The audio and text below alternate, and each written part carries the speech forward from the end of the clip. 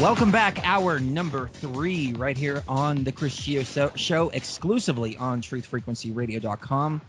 My favorite hour, the commercial-free hour, and we have one of our favorite guests, Mr. Max Igan, joining us all the way from the Crow House. He has been on quite an adventure since last we spoke to him, and has also been right on the battlefield, on the front lines of the battlefield going on in Gaza. And it's amazing the courage that this man has had to go behind these lines and bring information out firsthand accounts of this information, but things are just getting worse and worse and worse. And I haven't been keeping too much up with it, but I've seen a few videos, and it is really sad. I saw a video of Israeli soldiers beating up and handcuffing 2 girls that seem to be about 10 and 11 years old. I mean, this is how bad it's gotten down there. Max, how are you doing? Hey, Chris. Thanks for having me on again, brother. Yeah, I'm good, mate. It's getting horrendous in Gaza Strip. It got sort of good for a while there. There was a unity government that happened in Palestine, but Israel will, of course, have no part of that, so they've really escalated things. There's been talk recently of some youths that were kidnapped in West Bank, and this is very likely just a staged event. It's very doubtful that there are any youths kidnapped, and they're just kind of using it as an excuse to go and destroy Palestinian homes in the West Bank. And they're also carrying out daily airstrikes against Gaza Strip while people are distracted with everything else that's going on in the world. That's what they do. While global events escalate, they tend to spend a lot of effort trying to exterminate Gaza Strip while people are distracted with other things. I've noticed that. And now we're talking about very, very small regions here.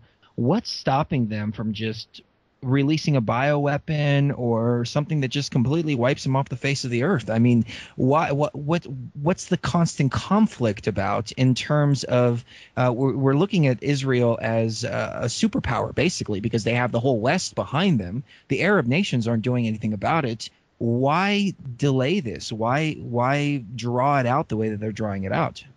Well, a lot of it, I think, is energy harvest, Chris. They enjoy it. They like torturing these people. They also use Gaza as a weapons testing area. I've found out from Israeli soldiers they actually go in and they test new weapons on the people in Gaza Strip. You know, new tear gas and new this and new that. They just create some sort of a conflict so they can go in and test all their weapons. Plus, they can't just go and exterminate them because the world would notice if they did that. It's kind of been a slow kill. Like with Gaza Strip, they've just basically blocked the whole place off, put it under siege, and it's been that way since 2007. They've cut off all supplies, and they're just letting the place slowly die. You know, another 10 years you won't be able to live there anyway. It'll just be too polluted. But they can't. I mean, they can't just go and wipe them out because the world would notice too much. They've got to do things like stage this kidnapping, and then, like what they're doing in West Bank, apparently looking for these youths, they're just going in and they're just destroying homes. They're not knocking the buildings down, but they're going in and they're destroying everything inside the house. Breaking all the furniture, destroying all the beds, ripping up all the clothing, smashing all the plates and cutlery, and just destroying everything. So the houses are just completely trashed. And they're doing it suburb by suburb. They've been going right through Hebron doing this, looking for these 3 missing youths, which nobody seems to know anything about, which has probably all been fabricated. And, you know, they can't just go and exterminate them, though. It's got to be done this way.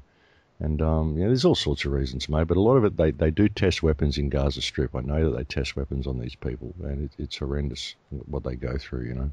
Let me ask you about the other side of the coin. Why doesn't some nation step in and liberate these people? I mean, again, we're dealing with a small region, not very many people when you think about the size of other countries. And we have the Arab League, for instance. Why isn't the Arab League stepping in to defend these people? Well, because Israel's got all the weapons, and so's the United States. And, you know, all of these Christian countries believe, it says in the Bible that you must defend Israel, you know, the right of Israel and all this sort of stuff. And everyone believes it. So they all defend Israel. I mean, Israel, even the actual Orthodox Jews say that Israel shouldn't exist. They're forbidden to have a state of Israel. The Jews are forbidden to have a state. It's land that's supposed to be granted to these people after the final battle. It shouldn't exist before the final battle. But so, you know, it shouldn't even really be there. But a lot of these Christian nations are just brainwashed, and they just support Israel. People believe what the media tells them. They believe that the Palestinians are all terrorists and that Israel is God's chosen people and we must support them. That's just the way it is. And as far as the Arab world go, I mean, there's so much oil and money tied up between the United States and European interests and many of these Arab countries. I mean, countries like Saudi Arabia, this is such a corrupt country, such a corrupt government. When you talk about human rights abuses, you get most of them come out of Saudi Arabia. The treatment of women and everything in Saudi Arabia is shocking.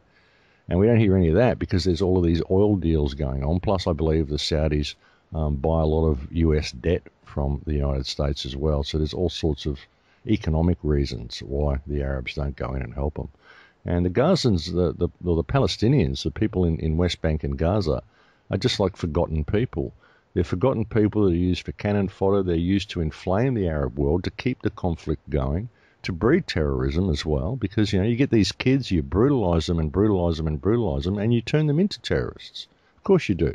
You get kids and you reduce them to the point where they just want to strap a bomb to themselves and go and blow somebody up because of all the brutalisation that they've seen around them for their whole lives.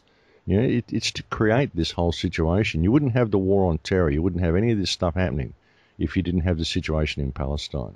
That's what's been used to inflame the whole thing, Well, you're absolutely right. As you were speaking, I was thinking the exact same thing. If they locked me in a small area, denied me clean food, clean water, et cetera, you can call me a terrorist as well, because I would fight with the human spirit that's inside of myself for my sovereignty and freedom. Well, imagine if you're a little boy, though, Chris, and you see your father shot in front of you, and then the next year you see your mother shot in front of you, then you see your brothers and sisters blown up around you, then you see your best friend shot, then you don't feel anything after a while. I mean, you cry for the first couple of times, but after a while you're numb. You don't care anymore. You don't feel anything anymore.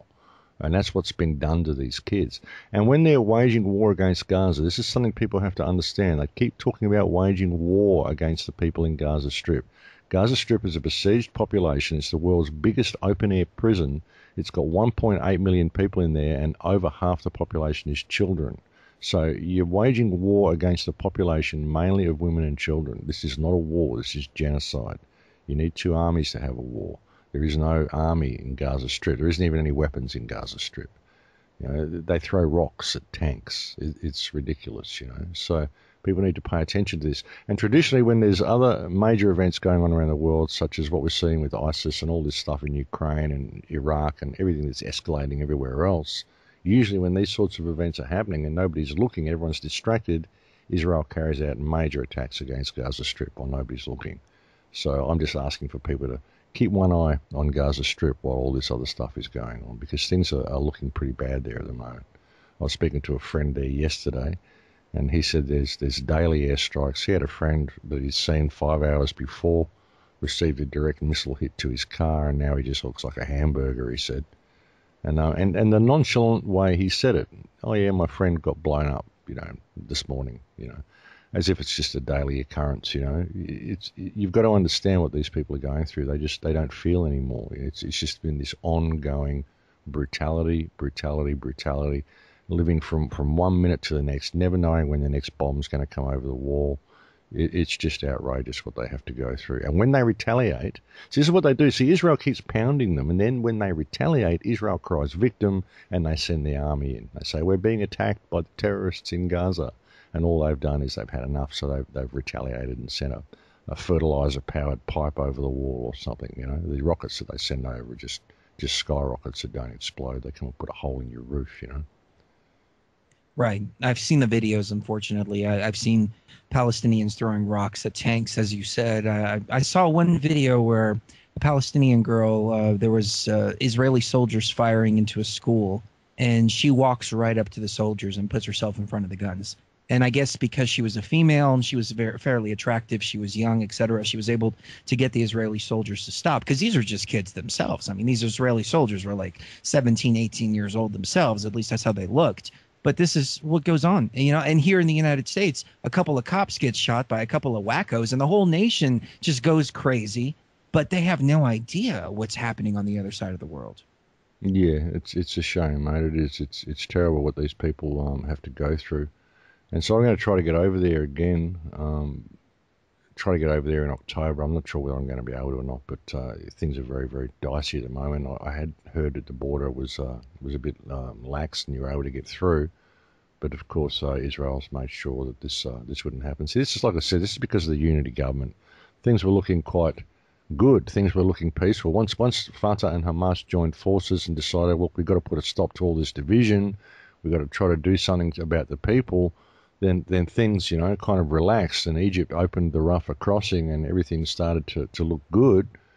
And so, of course, Israel's just staged this kidnapping and just gone hell for leather and made sure that the escalations or the tensions not only increase, but massively increase. So it's all very contrived and it's all very sad. So I hope people keep an eye on the place. The last major conflict we heard about, or at least that we talked in depth about on the show, was a situation to where there was actually a peace treaty that was being taken to be signed, and Israel turned around and firebombed the car as they were taking this document that was supposed to be signed to declare peace, a ceasefire. Yeah. So that's what they do. They don't want peace. They do everything they can to prevent peace. The last thing they want is peace with the Palestinian people. They want to escalate the conflict. They've got to be seen as the eternal victim. This is what Israel does. It's got to be seen as battling for its right to exist all the time. And that's a lot of what Palestine, the role that it plays as well. That's why they can't just wipe them out. They need them there. They need that enemy, that really close proximity enemy right there in their same country. It helps Israel's cause. What do you think about Gaddafi's statement that JFK was assassinated because he was looking into Israel's nuclear program? Look, I don't know. I don't know. I can't make that call. I wasn't there. Interesting. He could have been. There's a lot of reasons. JFK was, rubbing a lot of people the wrong way. He was an honest man, I think. So, there's all number of reasons why he could have been assassinated. It's interesting. He may have been. I don't know.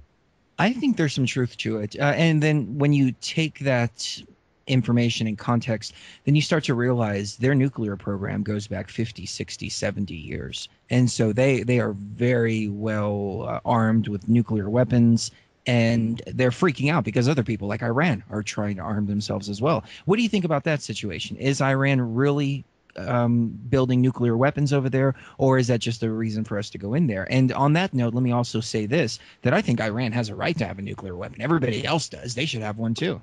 Well, I don't even think Iran wants a nuclear weapon. I mean, maybe they do just as a deterrent, but I think they're mainly after nuclear power. They want a power station. I mean, I think that's wrong anyway. I think anything nuclear is wrong. I don't think anybody should be pursuing any nuclear ambitions at all. I think we need to get rid of the whole thing. But that's another issue. But I don't think they're after nuclear weapons. I really don't. I don't think Iran. I mean, Iran hasn't attacked anyone in over 200 years. The only war that they've had was with Iraq, and that was because kind of we organised that. That was a Western creation. So I mean, they're just not a warlike nation. And with all this whole ISIS thing now, and even John Kerry saying, "Oh, maybe we need to negotiate with Iraq to deal with ISIS." I mean, come on, this is such theatre. They're trying to draw Iran into some sort of conflict. They've been trying to get Iran involved in a conflict for so long now, and Iran just isn't taking the bait. They just want to be left alone. So it's a sticky situation, mate. It's a really sticky situation. But I think nuclear anything is not the way to go. So, And then you have the Christian aspect of it, where Netanyahu gets up there on Meet the Press and tells Christians that you're not a good Christian unless you support us. Yeah, well, this is what I mean. Yeah, it's insane.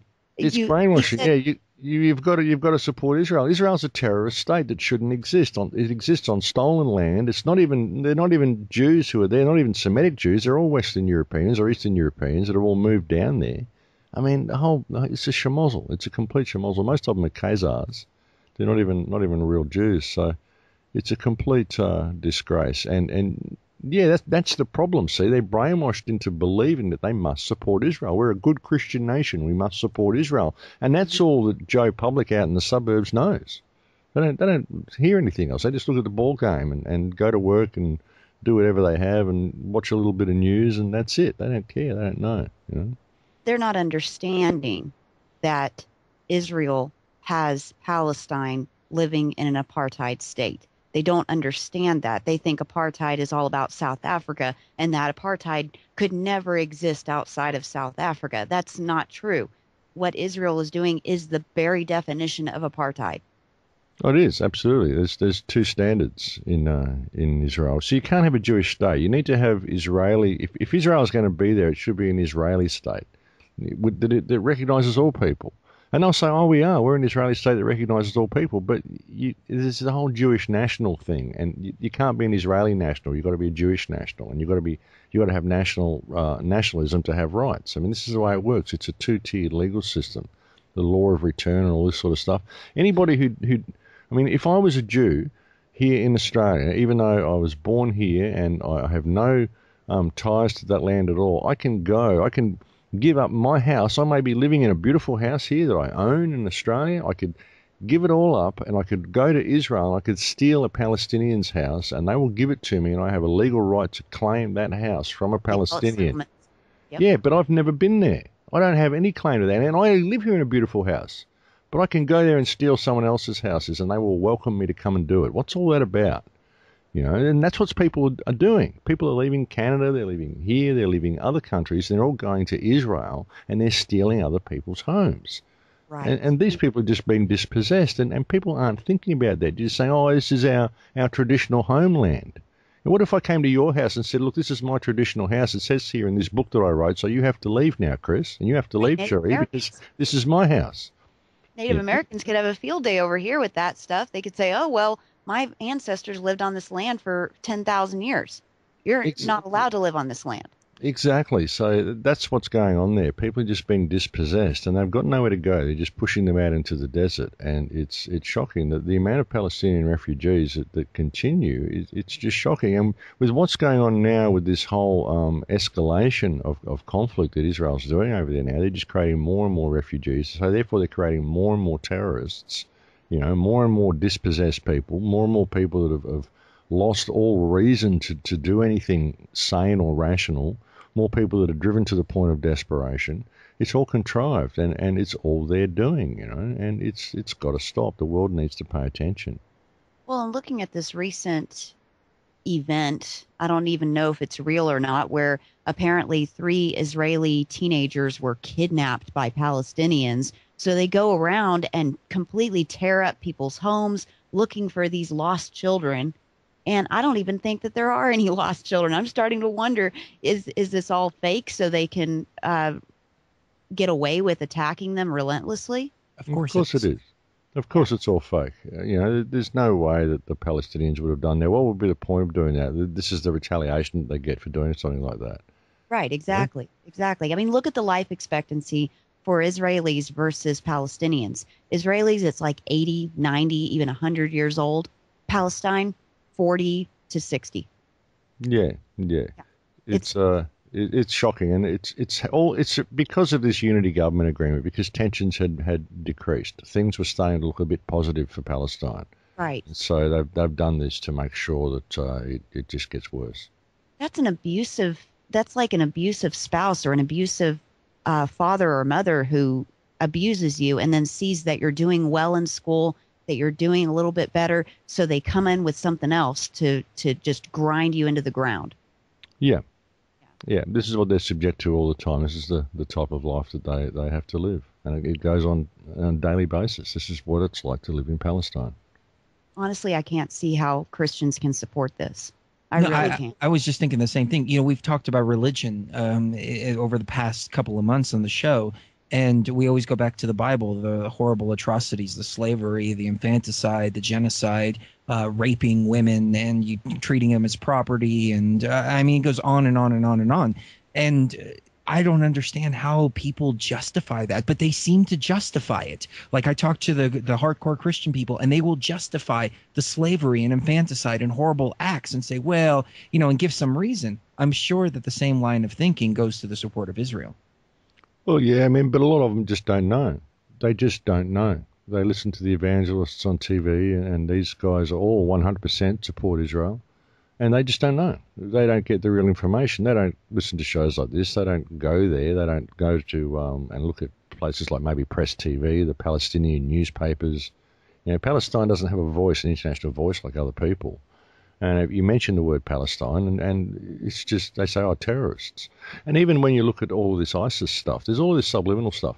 You look at the guys in in Iraq at the moment that are saying that they're ISIS, which is, the CIA's latest boogeyman. I mean, let's get real with all this. Right. These guys always got all their faces covered, and a lot of what they've got their faces covered with usually are Palestinian cloths.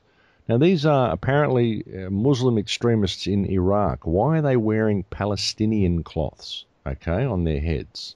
They're doing it so that it puts that subliminal message in you. Palestinians are terrorists. Palestinians are terrorists. All terrorists come from Palestine. That's why they always dress these people in Palestinian cloths. Even if they're not from Palestine, they're in some other country. They make sure they've got that black and white or red and white Palestinian cloth on. Because that is becoming the international symbolism of terrorism, and it's a subliminal program they're putting into people just to make sure that people view Palestine as terrorists. That's what you talk to your normal person in the suburbs in any Western country, people who don't listen to alternative media, and you mention Palestine and immediately it's terrorist. That's what people think about straight away. That's the association, And like I said, they do it with ISIS now. You have a look at the pictures of ISIS, and you notice that they're wearing Palestinian cloths. A lot of these guys have got Palestinian cloths wrapped around their heads. Why? This is really heartbreaking, Max, because when I think of Palestine, I think of small children, I think of women, and maybe there are a few people there, and rightfully so, that are the freedom fighters that are fighting, this oppression. But how can you look at a state like Palestine and go, it's all terrorists? There's women and children there. There's people, college kids. I mean, you were talking about this yourself. People that just want to go and have a cup of coffee, then go to school and try to make whatever they can out of this little cage that they've been put into. Yeah, I know. That's what it is. It's shocking, and that's what it is. But unfortunately, this is the way people think of it. They think of terrorism, and it's the programming. It's subliminal programming. Like I said, you see all these Islamic jihadists, and you see these ISIS, and you see they've always got Palestinian cloths on. All of them, So it's a subliminal program. It just puts it there in people's minds, and people see that cloth and they think, oh, you're a terrorist supporter, And this is the Palestinian national emblem, So it's a program, Chris. It's very clever the way it's done, but people just don't think about it. They just see what's on the surface. They listen to what the talking heads on the news tell them, and they believe it. Goes in, they go back to the ball game and they go back to their beer or whatever, and they just don't consider reality at all. Wow. Let me ask you this. Does religious terrorism, in your opinion, does it actually exist, or is it all people who are fighting for their homes, people who have had their, as you said earlier, their parents shot in front of them and they go out against the oppressors? Or, I mean, is there really a sect of people out there that believe that they have to exterminate everybody based on their religion who are not Israeli? Because we know the Israelis already believe that. They believe they have to exterminate the whole world based on their religion. Up is down and left is right. It's amazing. It is. Look, there are probably religious extremist groups out there, yeah, but the conflict between Israel and Palestine has got nothing to do with religion. And what's going on in Palestine has nothing to do with religion. It never has. People think, Muslims and Christians, and they're always fighting each other. No, it's not about that. It's about land theft and genocide and displacement of one ethnic group over another. That's what is going on in Israel and Palestine. It's not about religion at all. See, I would disagree with that. I would say that the Israelis, they really do believe, according to their Talmud and the Zionists, they really believe that everybody else is goyim and everybody else has to be enslaved because it's their divine right to do what they're doing. Well, yeah, I guess from their perspective, religious supremacism does play a large part in the Jewish psyche or the Israeli psyche, I suppose. But that's not the reason the Palestinians are fighting. They're not fighting because it's a religious war. Because it's not a religious war, it's about land theft. Maybe right. That's the motivation in the minds of the Israelis, that they are God's chosen. They have a right to do what they're doing. Maybe you could view that as being a religious thing. To me, it's brainwashing more than religion. It's mind control. It is. We can go back to the Bible too for a moment, and I don't understand how Christians can follow along with this, because if you really read the Bible, The Bible pretty much echoes the Talmud. It said that the Jews are separate; they're God's chosen people. Everybody else is there to serve them. For instance, in slavery, which is in Exodus, it talks about if you're a Hebrew indentured servant, then you're treated differently than the rest of them. Anybody else is a slave for life and is passed on through inheritance, et cetera, et cetera. But if you're a Hebrew slave, you're freed after 6 years. It just goes to show the supremacy there. And all of these people go along with these religions, and they don't realize that they're not part of the group. They're not God's chosen people. They're the ones who are being enslaved by God's chosen people, and they still follow so blindlessly. It's bizarre, really, when you look at the whole thing. Like, if you really go back and look at the region of when all of this stuff was done, and who these God's chosen are, and all of this sort of stuff, the certain line, the line of Shem, and all of this sort of stuff. It's definitely not the people that are there now. There's a good chance that it may have even been African Negro people, or perhaps Palestinian people who were the actual descendants of these people. So when you look at the black African Negro race, these people are kind of like Morse Israelites, really. They sort of come from that area. Very likely it could have been them. They could actually be God's chosen people. How would it be if it was the Negro race who was actually God's chosen people? That people, it just all got displaced because when the region got taken over so many times. But really, when you look at the origin of the black race, it's basically around the Israeli area. Morse Israelites these people are. So it's an interesting concept. Who the real God's chosen people could be. Could actually be Hamas, or it could be some African Negroes, but it's definitely not the white Europeans who are claiming that it's them. So it's an interesting thing. It really is. No, you're absolutely right. And there are some groups out there that believe that exactly what you said. There's one guy in particular, I don't remember his name off the top of my head, but he was making big impacts and big waves on coast to coast and everything. And then he all of a sudden switched to this whole black Israelite thing. And the black people are the ones who are God's chosen people, and everybody else is Goyim and blah, blah, blah, blah, blah. And I was just like, whoa, whoa, whoa, whoa. This is more divide and conquer stuff. But you're right. There are groups that actually believe that. Well, there are. I mean, there's a chance. I mean, you've got to look at the region. It went through so much stuff. And really, when the Arabs came through and converted everybody to Islam, everybody in the old area of Israel, like centuries ago, when they came through, there was the Caliph came through and everyone converted to Islam. All he basically did was come and say, look, everyone's got to convert, or we're going to kill you, and if you convert, you don't pay tax anymore. So everyone just converted. No one had a problem with not paying tax, So who were the people? Where did they go from there? They could have become Hamas. They could have gone down into Africa. Even when you look at the whole Egyptian culture and the whole Egyptian civilization, this was all built by black people. You look at the Sphinx. You look at all the Egyptian carvings of all the people on the walls. They've all got dark skin and big lips, don't they? Right. You know what I mean? These are African. Look at the Art There's even the thought that Art looks like Barack Obama. Why? Because he's a black man. Narcan was a black man. These were all black people who built all of these pyramids and all of this stuff. Try to tell that to the Egyptians. They don't like that. They don't like you to try to tell them that this was all built by the Negro race, because it was. And that's what all the carvings and paintings show. They show Negro people.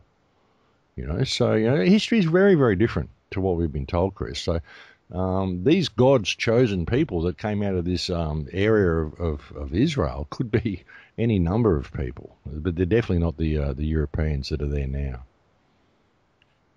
If we can go off topic for a little bit and get a little more esoteric, what do you think is at the base of all of this? You said it was the black race that built the pyramids, that there is a God, that there's a God's chosen people.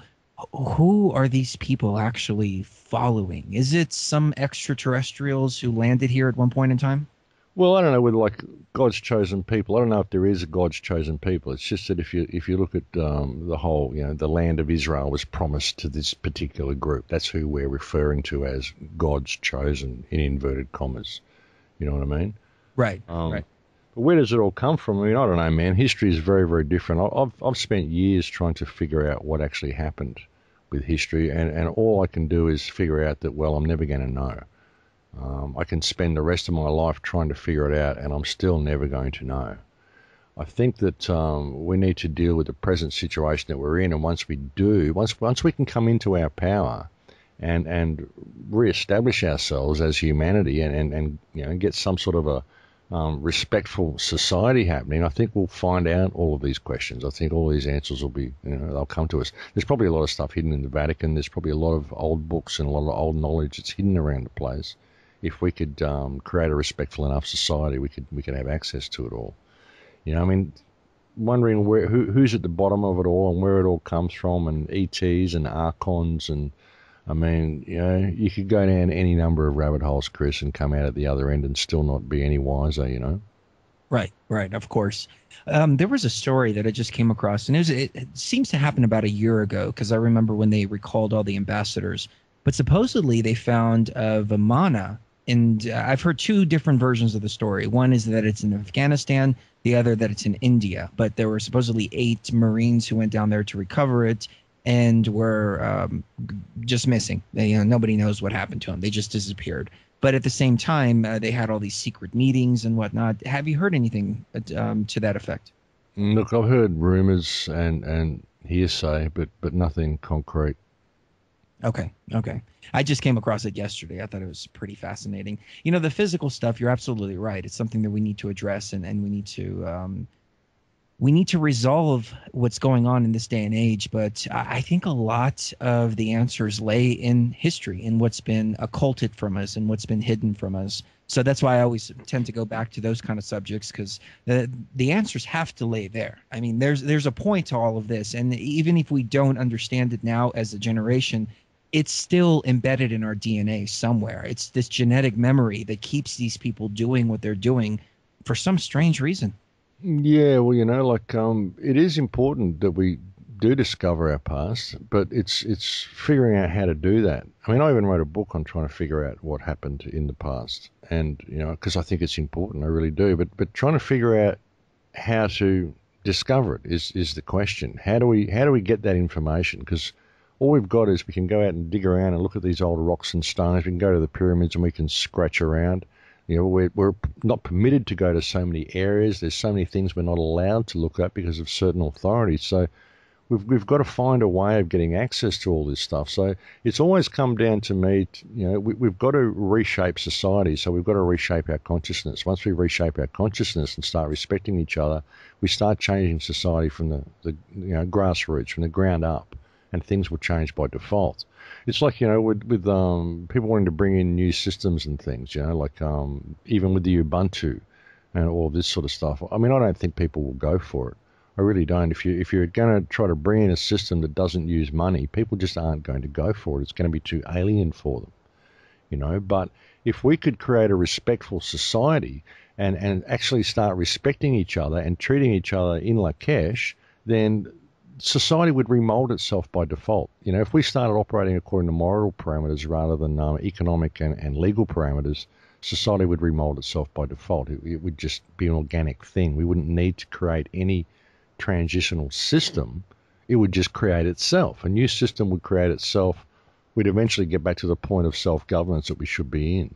I don't think I think trying to design a way out of things is counterproductive. I think we just have to let it be organic. We have to start it from a grassroots level. So if we did all of this information about the past, it'd all come to us. All of these things would open up if we started respecting each other. There'd be certain people along the way who would try to maintain authority over others, but eventually it would fall away. We just wouldn't respect that authority. We wouldn't adhere to their rules, and we'd have the strength of community to be able to step away from their rules.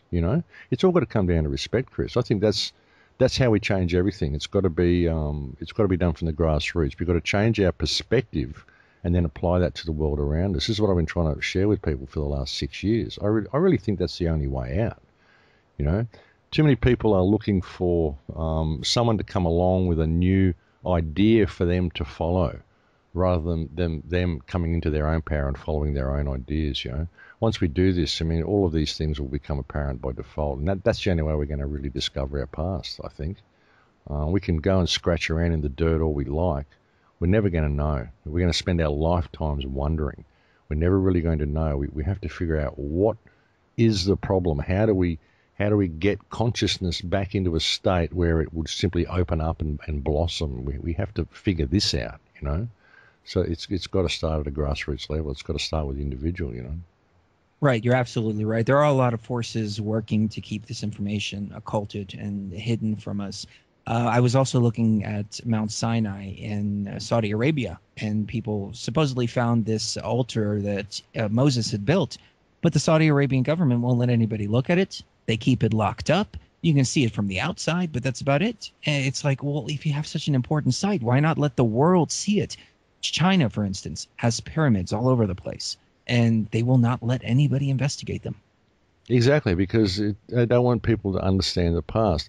And all these things are rabbit holes as well. I mean, you'll go down, and because it's all so secreted, I mean, you can go and investigating this altar that they found that is apparently Moses' altar. I mean, you'll spend the next 5 or 10 years trying to figure it out because they won't let you get to it.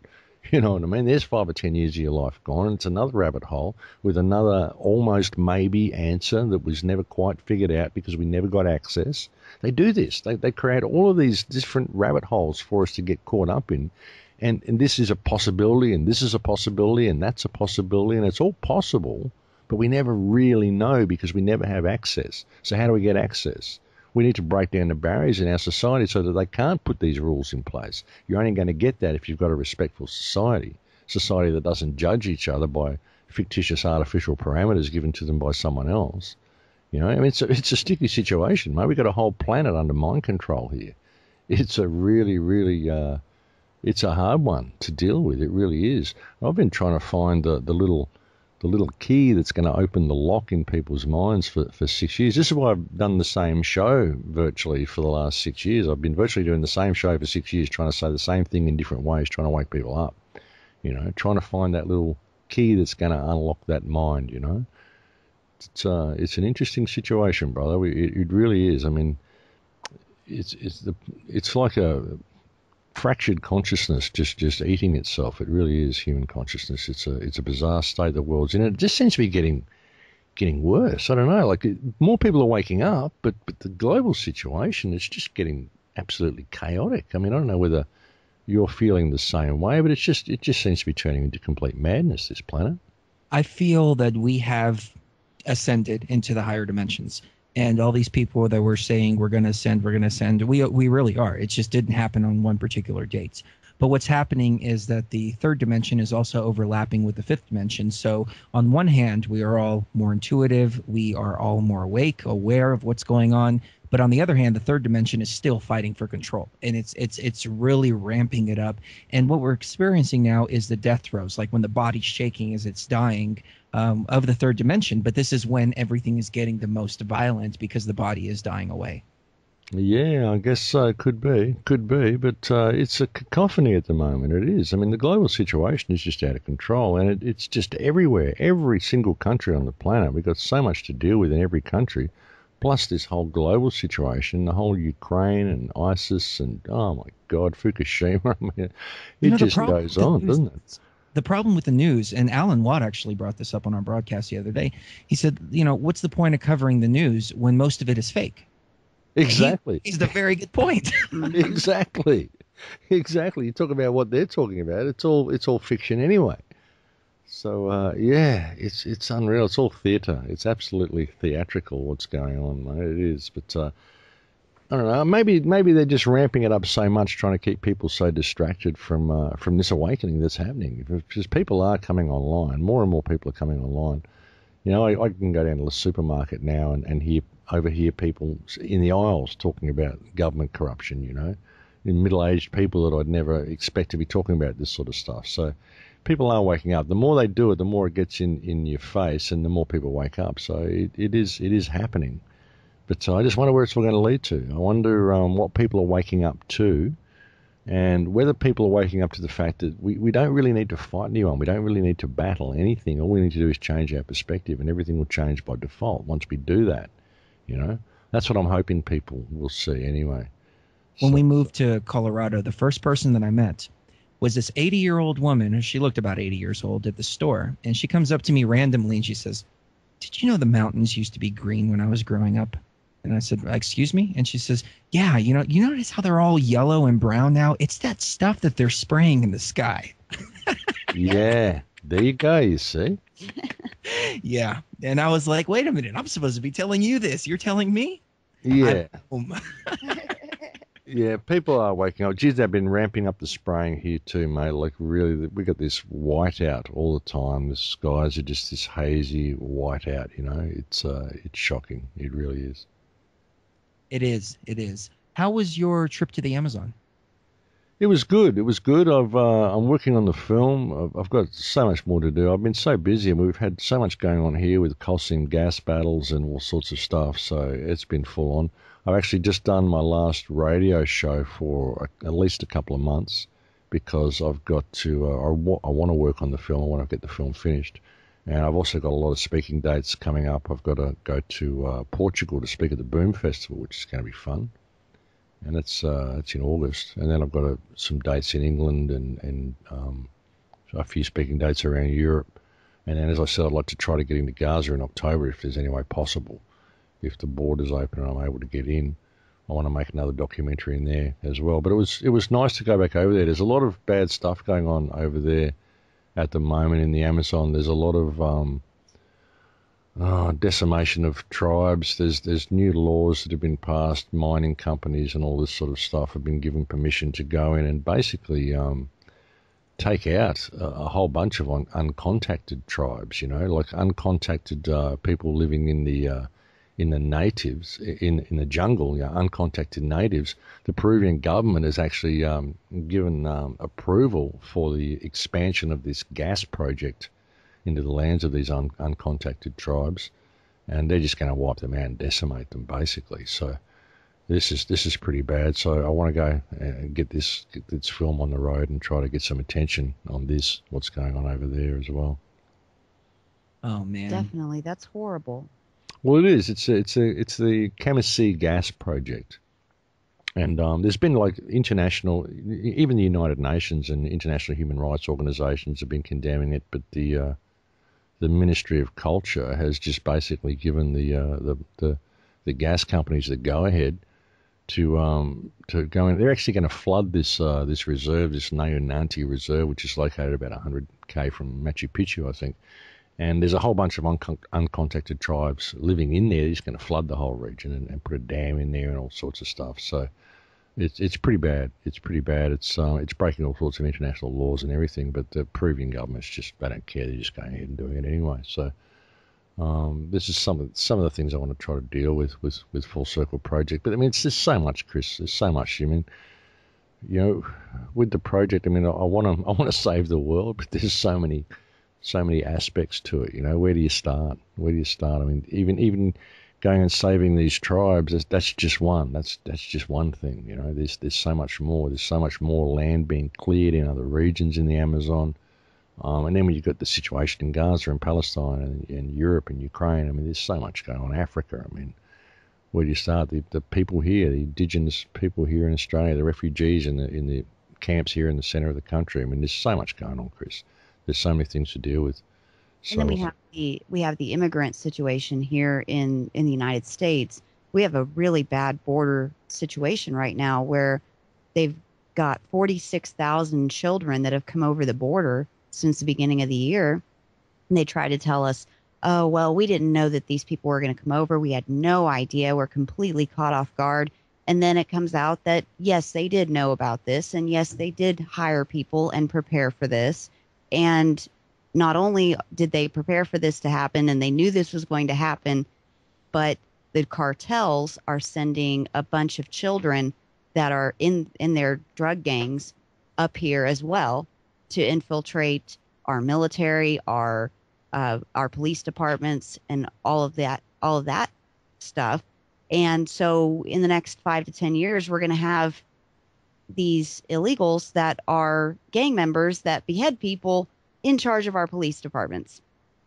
Well, that sounds interesting. It sounds like you probably got that already in the States. I mean, the police you've got over there leave a lot to be desired. Yeah, so, they are pretty bad. Max, we've got a question from a listener.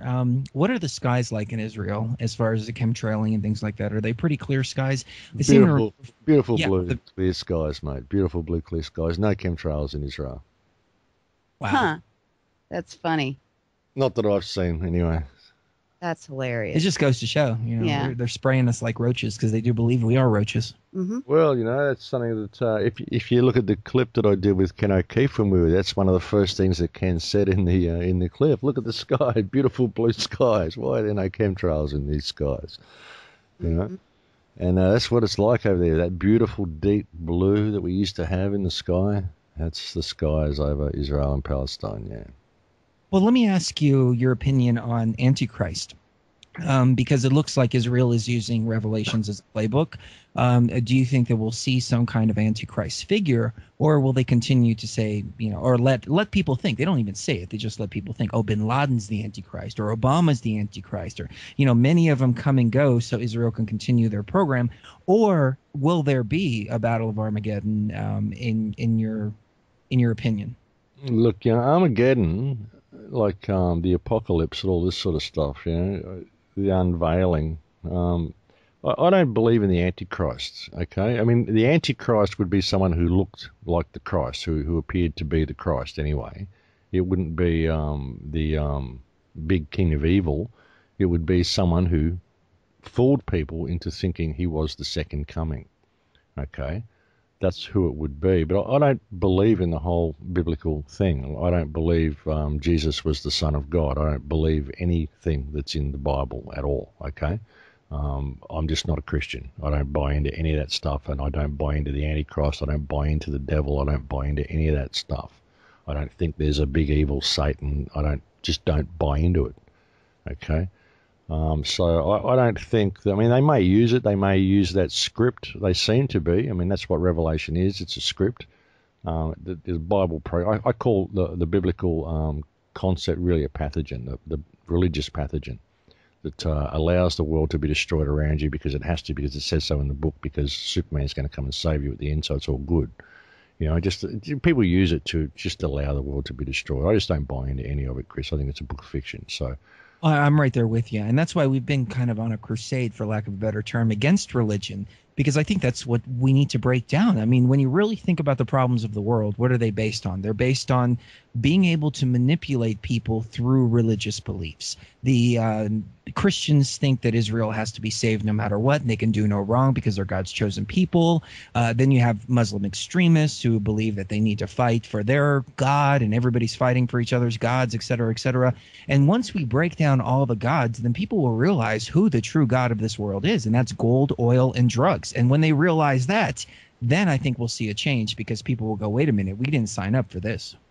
Well, yeah, I don't agree with any monotheistic religions. I really don't. I've got a lot of Muslim friends, I've got a lot of Christian friends, I've got Jewish friends, but I disagree with all of their religious views. They know that I do, and they just they respect me for that. That's okay. I've even had some interesting conversations in Palestine with Muslims who've been trying to convert me. I've just been going, no. I don't. If and they're going, well, everything you're saying, this sounds like Muhammad. This sounds like the teachings of Allah. I said, well, then why do I need Muhammad and Allah if I can get it direct from source? And they're going, well, and I'm going, well, tell me, why do I need someone else to get in the way?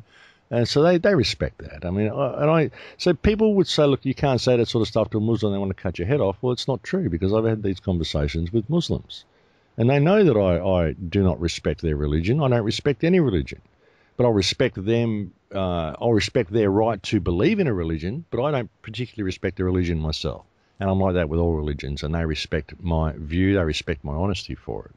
So yeah, I don't think religion is the way to go. I really don't. I think it's used to externalize power, to take people's power away from themselves and to externalize it.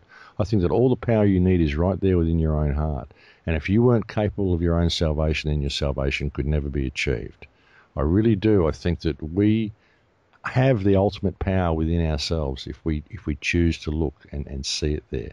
And a lot of religion is to combat people's fear of that power, the personal power that they have. People are very scared of being powerful. They're very scared of ever standing in their power. They're scared of being responsible for themselves. And so religion makes a nice little segue for them. They can just sort of step into that reality and they don't have to deal with themselves as much, you know. No, you're absolutely right. That's you nailed it right there, because a lot of people can't face the fact that, oh my God, that horrible thing I did 20 years ago, that was me. It wasn't Satan's influence. That was me. That was something inside of me. Whoa. And on the other side too, they can't think to themselves, wait a minute, we're here by ourselves. There's nobody else except for me. I'm the only one that I can count on here.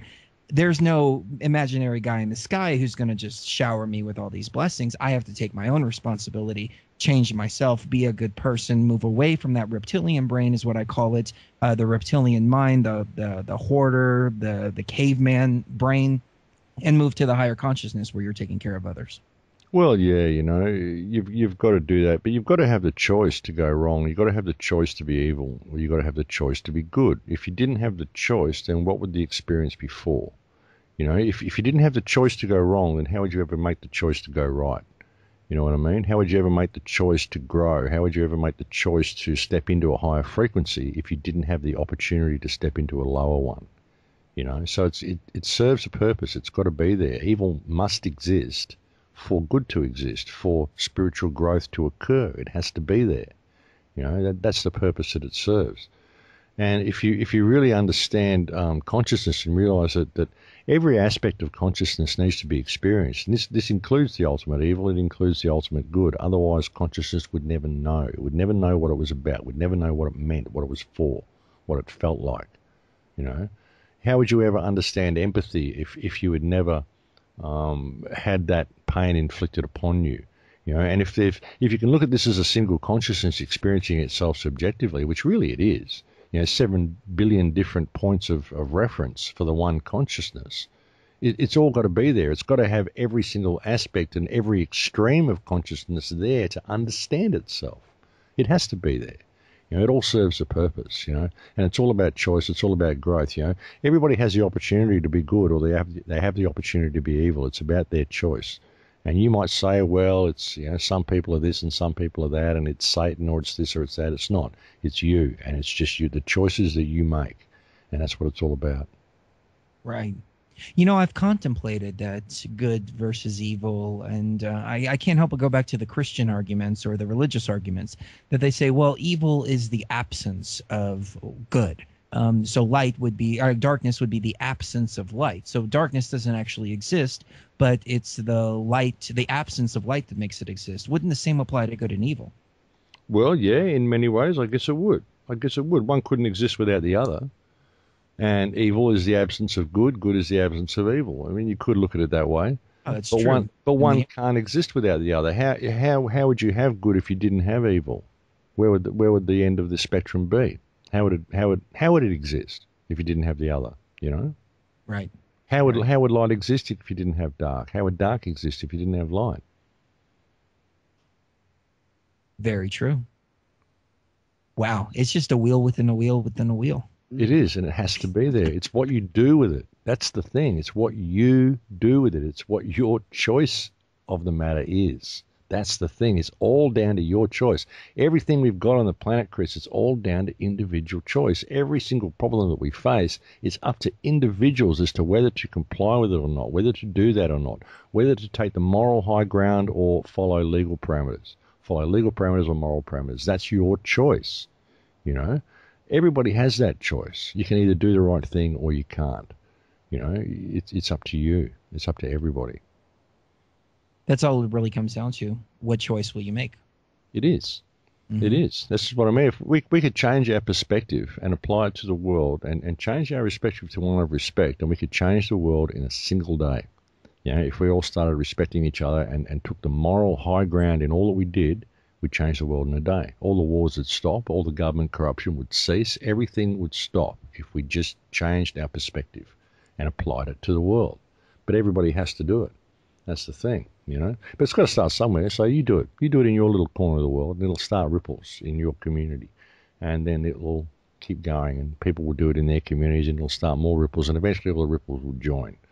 That's my plan anyway. I can't see any other way out. But oh, I'm right there with you. I've realized that the only person I can change is the one in the mirror. And that's what I tell the audience too. The only person you are responsible for changing is the one staring you in the mirror. Max, we're Exactly. just about out of time. We've got about 30 seconds left, but I just wanted to say thank you very much. And we need to do it more often because it's been like a year since we've had you on. Yeah, it's been a long time. It's good to come on and have a chat with you again, Chris. Thanks for having me on. Thanks to you too, Sheree. Definitely. Give us the websites really quick. The website is thecrowhouse.com, and I've got another one called fullcirclenow.net. Excellent. Thank you very much for your time, and we're looking forward to the film for sure. Yeah, when I get it done, if I get it done. All right, take care. We love you, Matt.